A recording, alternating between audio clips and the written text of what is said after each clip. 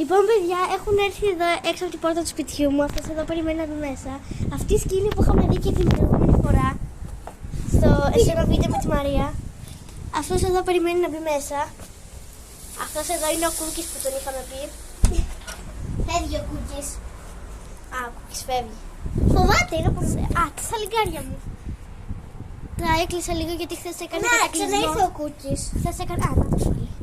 Χθες έκανα κατακλυσμό και τα έβαλα μέσα στο σπίτι να μην πάθουν τίποτα. Φύσαγε σαν δεν ξέρω και εγώ τι. Τι έγινε χθες? Έκανε και διακοπή ρεύματος χθες το βράδυ. Ναι, όντως. Ο Κούκκις φοβάται, βρε. Έλα ρε Κούκκι. Τα γλυκούλη.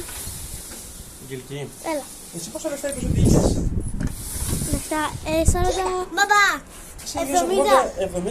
70, 90. Τώρα εσύ 30 ευρώ έχεις μέσα στο πορτοφόλι σου. Τι αλήθεια? Τόσα είναι εξή.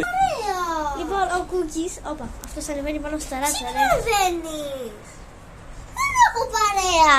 Ο Κούκκις πάρει τον μπαμπά μου τώρα να πάρει αλάτι, εδώ δίπλα στο περίπτερο. Συνήθιζε τον μπαμπά μου, ο Κούκκις τον συμπαθεί. Ενώ αυτός εδώ συμπαθεί εμάς. Ναι, μαλά μου, μαγιά μου. Φύγε ο φίλος σου, καημένο.